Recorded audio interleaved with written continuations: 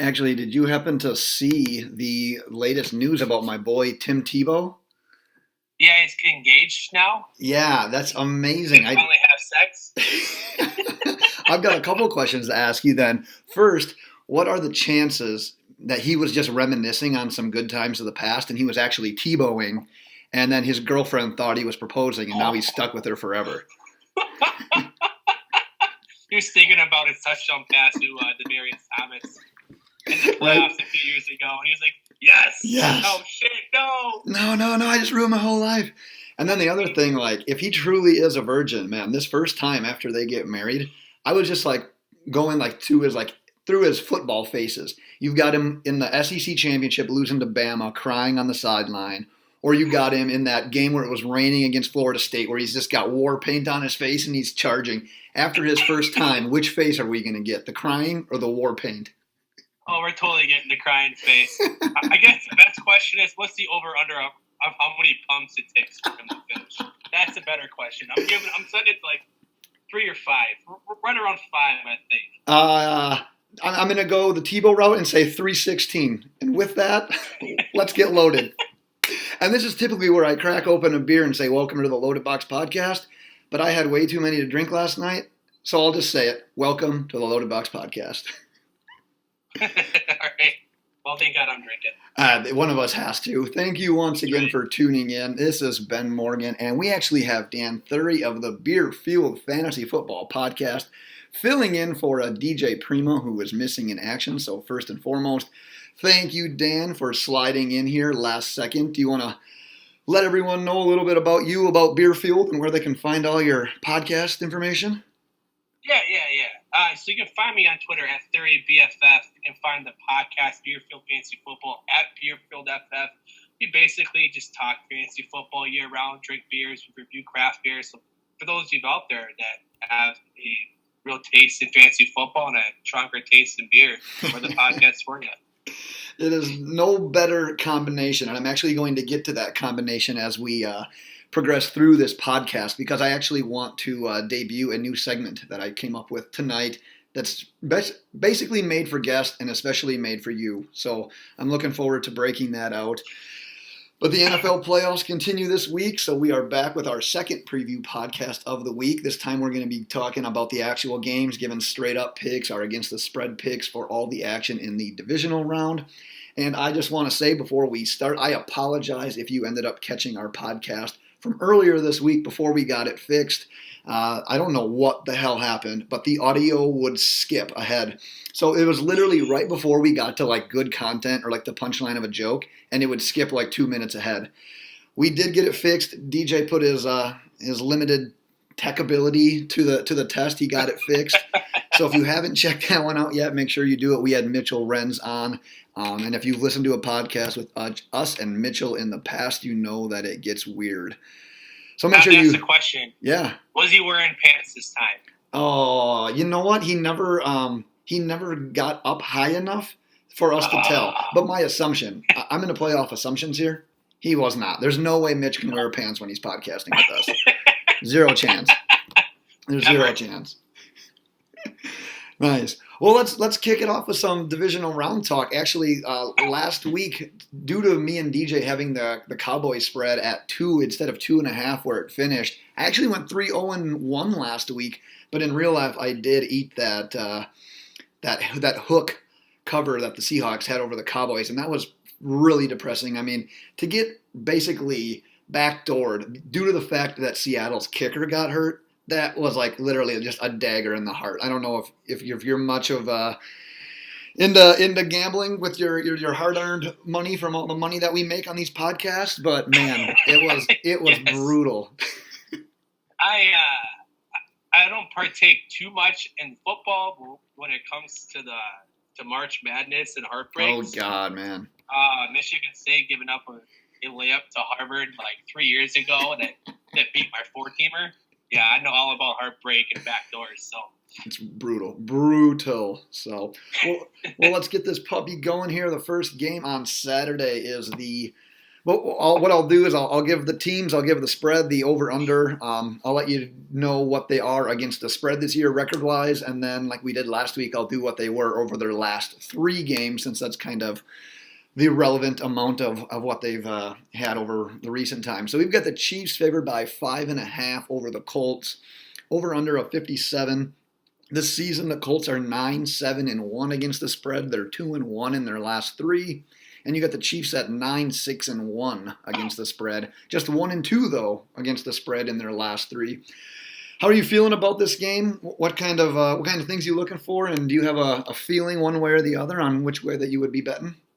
I think the Chiefs finally beat the Colts in the playoffs. They lost their last, I think, all 4 of their games. They were favored in all 4 of their games. I think they were home for all of them, too. But this is a different scenario. You got Patrick Mahomes, who's been ridiculous this entire season. Right. I think they get the win. I don't think they cover. That defense has struggled. I don't think Eric Berry's going to play. I don't think he's played at all this year, if I remember correctly. Right. I think they win. I don't think they cover. I think they cover the over. I think it's 57. Yep. So I'm not super high on that. Luck just knows how to. This game can go in so many different directions. We've seen Mahomes, put together 2-3 drives that struggle. Luck is not, he's not prone to throwing interceptions. He does them far too much. Right. But they know how to put up a lot of points, and I think the Colts make this a close game. Yeah, I really feel like this is a tough pick for me, just because I'm loving the way that Indy's playing right now and just how Andrew Luck is playing in general. They've won 4 of their last 5 against the spread. But like you said, this time it's a little different. It's in Kansas City. It's in January. You know that's going to be a tough test on the road.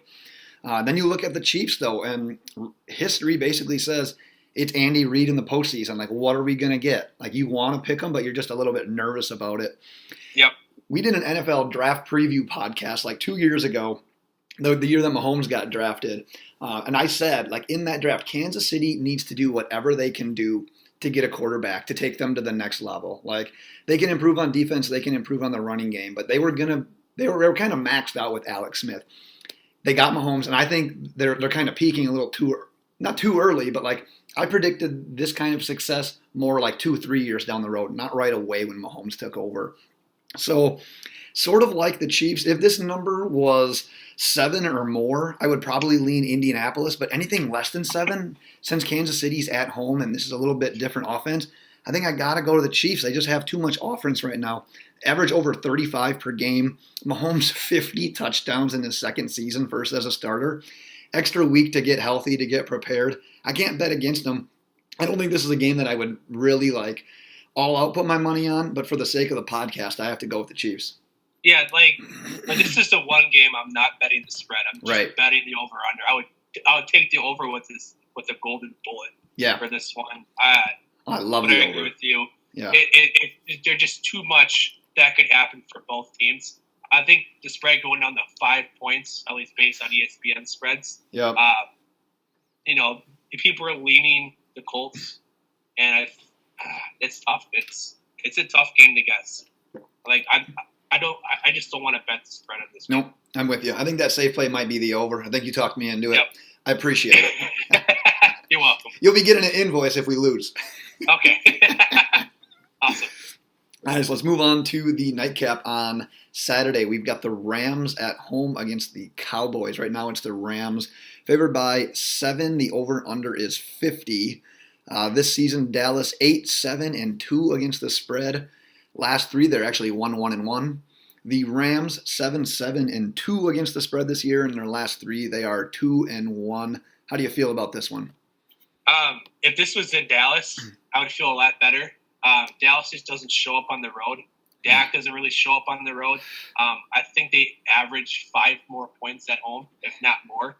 I think the Rams cover. I don't think this game goes over 50. Just looking at the pick'em score on ESPN, it's gone down a half a point to 49.5, and the Rams have gone up to 7.5 points. I just don't see Dallas showing up in this game. It was a tough game. It was a tough win last week. Todd Gurley practiced at full. He's going to play. He's going to be healthy. I think the Rams lean heavy. Like they learned last year not to underestimate a team. I think they're going to show people why they are the 2 seed. Right. They're going to hammer home on Dallas. All right, here's the one that we're going to have to disagree on, man. I apologize. I apologize. Cool, man. We got to disagree on here. This is actually the one that I like the most. I'm probably most confident in this one. I'm taking Dallas against that spread. I might even buy like a half point to make it 7.5.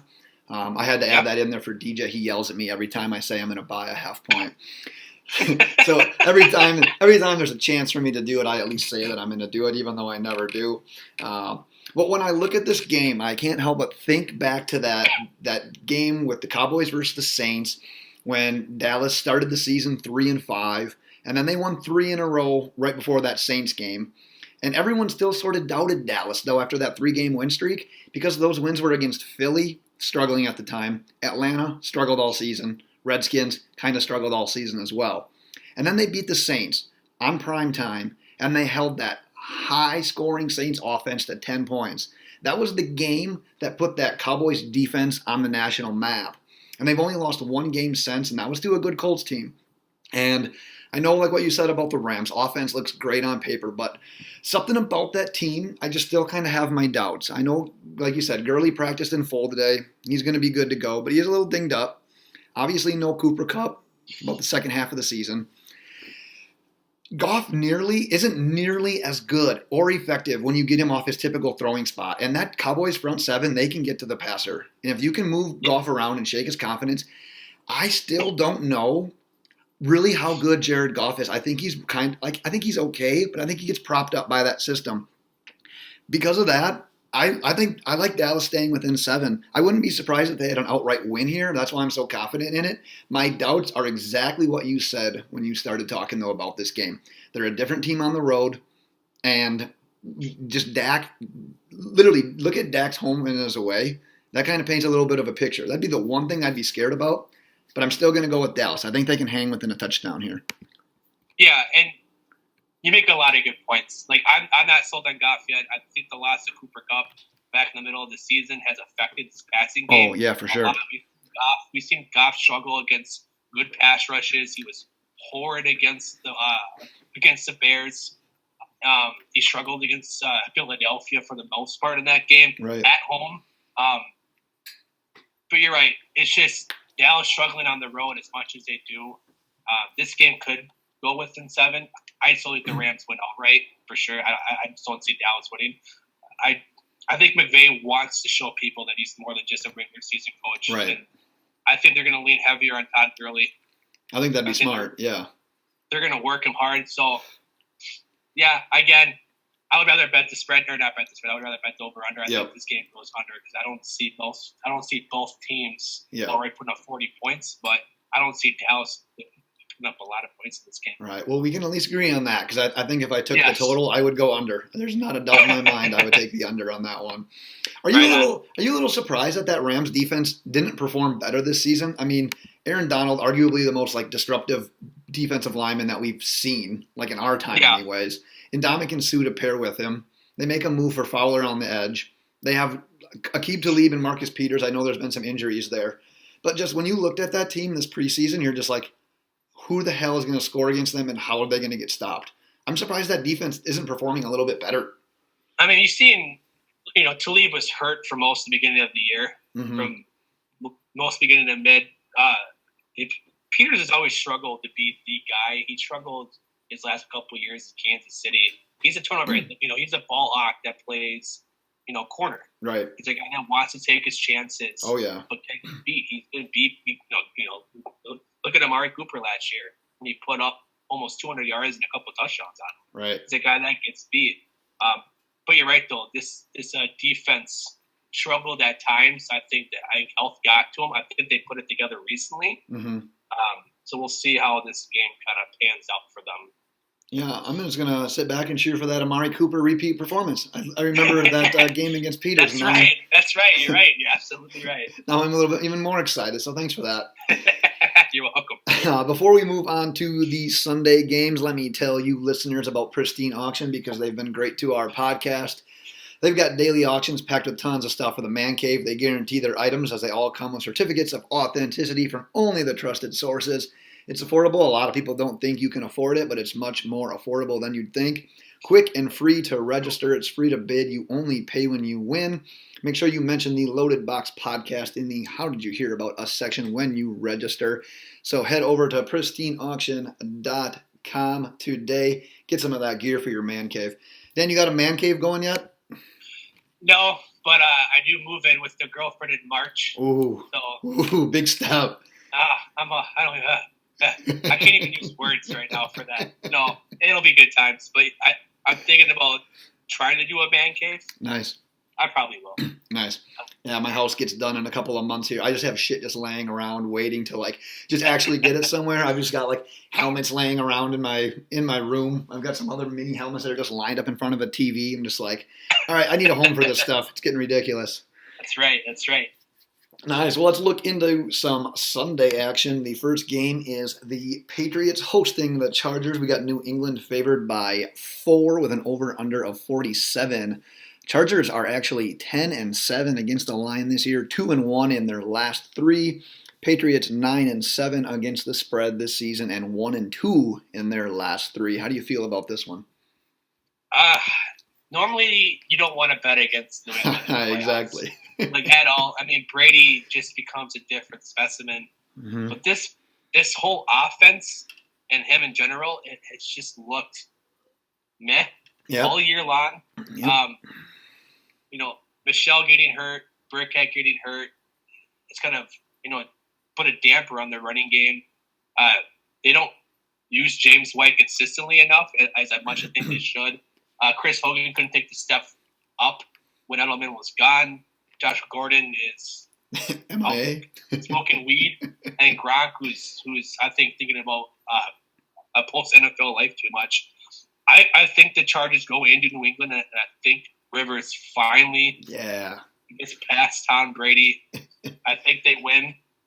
I don't like the total. The 47 points is a good set number because this is a very good New England defense. We all know how good the Chargers are. Yep. Especially last week against Baltimore. So I like the Chargers to full on cover the 4 points, and that's just how I feel. Yeah, we're back to agreeing. I'm happy to be back on your side here. This would be my pick for favorite game on Sunday. I like the Chargers, like you, definitely against the spread. I like them to knock off New England in general. So as long as I'm getting more than 3.5, definitely taking it. Man, the obvious thing against us here, it's like you said, betting against Tom Brady, Bill Belichick at home in the playoffs. Just saying that out loud scares you. You're just oh, I definitely shouldn't do that. It's a terrible idea. Right. But saying that, I wouldn't be shocked if New England covers. I wouldn't be shocked if New England wins. I also wouldn't be shocked if Kansas City wins and New England were to go into Kansas City and New England wins. That wouldn't shock me whatsoever. And that's year in and year out. I mean, that's what New England winning does. And despite them not looking like the typical Patriots team this year, I don't think they should be doubted. But this preseason, I said exactly what you said. My preseason pick to make the Super Bowl was the Chargers. I'm gonna stick to my original prediction for at least one more week. I think this might be a close game if New England wins. So even if New England wins that by a field goal, or I guess they can't win by 3.5. That'd be impressive. But I'm going to take the points. That'd be very impressive. But I'm with you here. I'm taking not San Diego, but LA Chargers to win this puppy outright. Yep. Nice. Let's go into the second game on Sunday. We got the Saints hosting the Eagles. Saints are up to being favored by 8-51. Eagles are just 7-9-1 against the spread this year, but in their last 3, they're 2-0-1. And the Saints are 10-6 against the spread, but they're 0-3 in their last 3. What are you feeling here? Well, Nick Foles is 3-0 against the spread since he's taken over. Yep. This whole team, it's like last year all over again. Except they're not home, right? And no one believes in them. The Saints were my pick to win the Super Bowl. At least get to the Super Bowl from the NFC. Yep. They're at home. They are ridiculously good at home. I think they cover. I think this team puts it all together in this game. I think the running game and the passing game finally both get going. You can take advantage of the secondary. It may not be Michael Thomas that does it, but guys like Keith Kirkwood and Traquan Smith can work over the top and get open. I don't know if we'll have Ted get in this game. Maybe. Yeah. I don't know if he played last week. I've been working way too much to know all my things, so I apologize. But it's the Saints at home. Yep. This could be Drew Brees' retirement tour that we just don't know about. And I'm not betting against the Saints at home. No, I agree. Not this year. No, I agree with everything you said there, man. That number is just so big, though, for a divisional round playoff game that I don't think I can make it an official pick. Because, I'm not betting against the Saints in New Orleans. 8 is a lot, though, against a hot team that just survived that Bears defense. So it really doesn't really appeal to me. I don't know. I actually think that if I have to make a play on this one, I'm going to take the under. We know that the Saints can score with anyone, over 31, I believe, points per game this year on offense. But ever since that their defense has turned it up, they're one of the best defenses in the league right now if you take away Week 17. Yep. Offensively, over their last 5 games, the Saints average just 19 points per game. And I know that last matchup, man, you remember when the Saints played the Eagles earlier this year? 48-7. Yeah. Yeah, it was the Traquan. It was everybody in offense for the Saints show. It was. But that's when they had Carson Wentz. Yep. And we know Philly fans actually are feeling about Wentz and Foles right now. So. Oh my gosh, what do you do in that situation? Honestly, it's I think the obvious answer, you have to stick with Wentz because he's the young guy. He's the one that actually shows the greatest ceiling. He did get it done 2 years ago. He's the reason why they got home field. He's the reason they were in the playoffs. But man, Nick Foles just jumps in, and we keep thinking that every single week we keep thinking, all right, he's going to come back down to earth. He's going to come back down to earth. And he's pulling off these wins. I mean, he just beat the Bears in Chicago. Yeah, I mean, they scored 17 points. So he made throw. I think he threw 2 or 3 interceptions in that game. Yeah, it wasn't pretty. But he steps up when he needs to. It's in a dome. I mean, no weather problems here. They're flying high. They're not going to get routed like they did back in week 11 or 12, right. Whenever it happened. But again, I'm not betting against the Saints. No. I don't know what I would do with this game. I think the over/under is at a great spot. I think the spread is perfect at 8. I would love it to be under 7, honestly, but I think everyone would at that point. I would probably stay away from this game, to be perfectly honest, because we don't know which Nick Foles will show up. We don't know if Drew Brees will just aim back and let the running game take over, and they win by 5 points and score 21. So I don't like this game from a better standpoint. I think it's too good. I think Vegas did a good job setting the line here. Oh, maybe a little bit too good. Yeah, I'm with you on that one. Like you said, straight up, I'm taking the Saints, but my pick for the podcast, official pick, has to be the under. So I'm with you on that one. So this is the moment that I've been waiting to break this out. I want to play a quick game with you. It's called Acceptable or Unacceptable. I'm going to give you a scenario, and you have to pick whether or not this is acceptable or unacceptable. Are you ready? Yes, let's go. All right, I'm pumped. All right, acceptable or unacceptable? Selecting Devontae Adams as wide receiver 1 in fantasy next year. Acceptable. You saw what he did this year. I think he led receivers in touchdowns, or at least in his top 3. He had, I think, only 2 weeks he posted under wide receiver 2 numbers, but not 1. Just like Hopkins, he's super consistent. And while you may not get the Antonio Brown ceiling, what Adams provides you is what I think will happen next year is that the Green Bay offense bounces back to what we've seen. Despite of all my hate for Green Bay, of course, DJ out there probably laughing his ass off right now. There is a very strong case you can make for drafting Adams number 1 next year. Acceptable, number 1 receiver. Acceptable or unacceptable? Putting fruit in a beer. Unacceptable. I don't drink wheat beer anymore. I've grown up from that phase. You don't put. If you want to put a lime in a Dos Equis, fine. You know what? I won't judge you too much, but I don't need that. No. All right, man. Acceptable or unacceptable? Cheering for your team to tank at the end of the season for a better draft pick. Totally acceptable. Yeah. I'm not a GM guy here. I want the best thing to happen if I'm not making the playoffs. Acceptable or unacceptable? Squeezing the tube of toothpaste from the middle. It should be unacceptable, but I do it far too much. Oh, you asshole. I want to judge too much. I'm that guy. Oh, my gosh. I've been single for far too long, man. I don't know how to live with other people. If you wait, you got a rude awakening here when you move in with that girl. She's going to house train you like no Trust other. me, she's been reminding me far too much. Next one. Not drinking during your fantasy football draft. Not only is it unacceptable, you should be booted from your league. Kicked out. You're done because there's nothing better than being semi-tipsy to drunk and making that ridiculous draft pick, like drafting Eddie Lacy in the 3rd round last year, like crazy. Yeah, that happened. I love it. We need to get you, me, and DJ in a league. I love it. Next one here. Having the kicker position as part of your starting lineup in fantasy football leagues. So, for those of you that maybe were on last year when I was defending my love of the Ravens and Vikings, I love Justin Tucker. That's my guy. I have a jersey sitting there. But you never have a kicker. It's add another flex position. No kicker, no DSTs. Get that shit out of here. Unacceptable. Acceptable or unacceptable? Owning a jersey of a kicker. It's Justin Tucker from my girlfriend. I don't care. I love it. I rock it. I've gotten so many compliments. People are like, why you gotta wear a kicker jersey? I'm like, this is Justin Tucker. Oh my God. That's why. At the Dolphins-Vikings game this year, I witnessed a guy wearing a Matt Hawk, the Dolphins punter jersey, and I wanted to throw him out of the stadium. I was pissed. That's hilarious. Oh my God. Next one, and this might be my favorite one.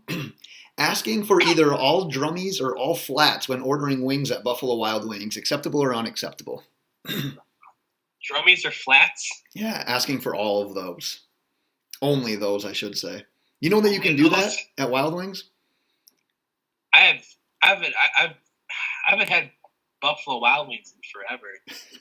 You gotta. I feel Ron for asking. You gotta explain to me drummies and flats here. I don't know these terms. Man. So I apologize. No worries. We'll get you all caught up to speed here. So the flats would be the ones that are more flat and they have the 2 bones, whereas the drummies are just like the single bone with the meat around the single bone. Oh, okay, I get you. You should always go boneless. Maybe that's the answer. I love boneless because I don't know. You gotta go full drummy. I don't like the double. I feel like I'm not getting enough meat on it. So acceptable, unacceptable depends on which one you want to order the most. So fair enough. I'm gonna give you the benefit of the doubt because I like when people give answers that aren't one of the choices. And you said just go boneless, so I'll give you that one.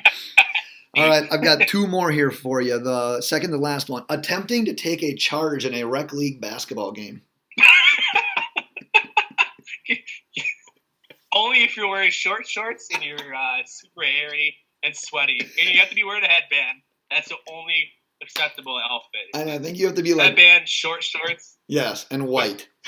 And white with no shirt on. You have to be wearing a wool sweater of hair. That's the only reason. That's the only way that it's acceptable. I love it. I feel like we should end on that one, but I'm going to ask this last one just because of our last guest that we had on. So the last one: acceptable or unacceptable? Wearing a scarf to an National Football League game. No. Unacceptable. If you're a guy, no. You don't wear. I mean, I'm from Minnesota. You gotta bear the cold. I've gone shirtless in negative degree weather. I mean, granted, I have enough hair in my body to keep all the heat in, but no, you don't wear a scarf. Come on, no, that's just wrong. I love it, and I can't wait till Mitchell Renz hears this episode because that damn guy wore a scarf to a Bears-Packers game in Chicago this year. He wore like these nerdy like John Lennon glasses, khaki pants, like a suit coat jacket, and a scarf. And he had the nerve to like post pictures of him on like Twitter and Instagram. I'm like, what are you doing here? What are you doing? It's also Mitch. I'm not surprised. That's true. I got to meet him once, so I'm like, you know what? I love you, Mitch, but no scarf. Is Mitchell shorter in real life than you'd imagine? I feel like saying yes is the right answer here. Because I'll probably see him again next year if they go NFFC again, but Nice. he is a little shorter. Yeah. I just feel like he's that kind of guy where like on his show, and then when you have him on as a podcast guest, he looks like he'd be like 6'2", 6'3", and then you meet him in real life and you're eye to eye with him. Like, why are you 5'5"? What happened to the rest of you? Nice. Well, before we wrap this puppy up, Dan, I just want to say thanks again for coming on. Why don't you go ahead and tell the listeners one more time where they can find you? Again, thanks for having me on, Ben. It's been awesome here. I'm at Thury BFF, where you can find me on Twitter. You can find our show, Beerfield Fantasy Football, at Beerfield. We do a lot of live shows on YouTube. Not as much in the off season; it's a little harder to do, but catch us on there. Find us on Instagram, BeerfieldFF, Twitter, BeerfieldFF. That's where we be at. Nice. And like I was telling Dan before we started this episode, I'm going to be out next week, so the podcast is in the maybe trustworthy hands of DJ Primo. It'll be the first time he's kind of running the show. So if there's an episode, hope you enjoy it. If there's not, it's probably because DJ couldn't figure out how to do it. Right. And like I said on last episode, if I'm going to Cancun, and if I don't make it back, it's been a pleasure hosting this podcast now for about 3 years, and it's been the time of my life. Oh man, you can't put that on. You can't let the listeners think you're gonna die in Cancun. I'm just gonna We'll see you next week. I'm just saying it so that they're happy when I return. You know, I'm just trying to set them up. That's right.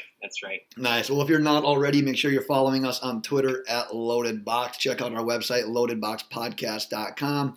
Check us out on iTunes, Google Play, YouTube, all of the above. With that, Dan, thanks again. Why don't you go ahead and send us out? You just finished this drink. I just finished my beer, so it's been fun. It's been great. Let's get loaded this weekend. Love it. See ya. Amen. Hold on, Dan.